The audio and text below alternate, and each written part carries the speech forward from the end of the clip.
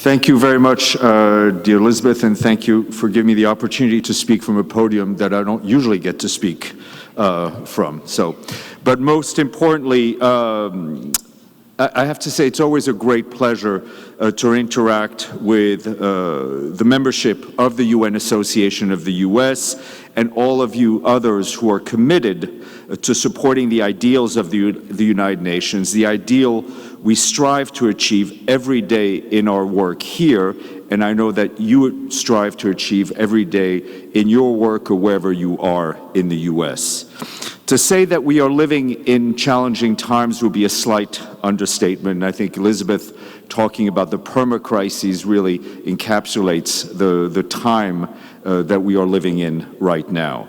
Just a few days ago, and from this very podium, our Secretary-General António Guterres laid out his vision of the world for 2024. He noted that the one thing that is dramatically missing from our lives in all its aspects is peace. Peace in all its dimensions, peace between nations, peace between peoples, peace within societies, and I would say almost most importantly, peace with nature. Peace is the cornerstone of our work and our hopes, and it should be the cornerstone of all our collective efforts. And at times like this, when the going gets tough, we look to the future perhaps with a bit of apprehension that we have to redouble our efforts to live up to the ideals of the Charter of the United Nations, the ideals of the Universal Declaration of Human Rights, and the concrete goals of the Sustainable Development Goals.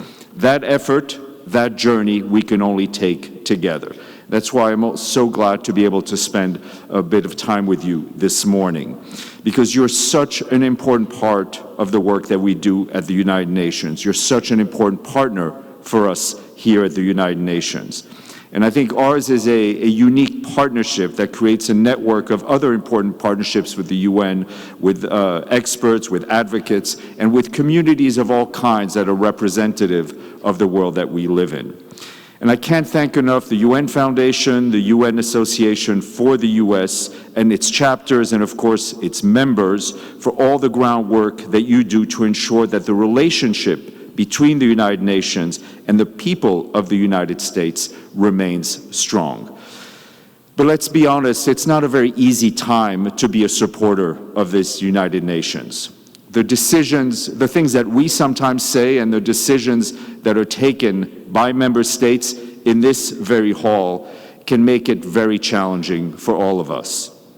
The efforts that you make here at the local level throughout the US is truly critical to the work that we do at the global level. You're clearly the link that brings us closer to the first words of the United Nations Charter, we the peoples.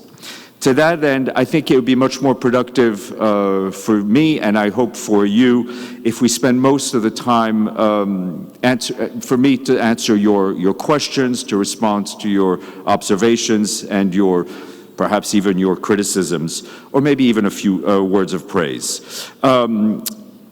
Because I think to be able to defend the United Nations, you need the right tools. And the most important tool is to be able to explain this organization in all its complexities. Because understanding the UN is really the first step for a constructive engagement. We're all open to criticism, but all that we ask is at least that the criticism be informed criticism or informed observations. So thank you for doing everything that you do to defend our shared ideals, to build a better world, and I look forward to engaging with you. So maybe if I could grab a mic and I will start. I put on my professorial outfit. So.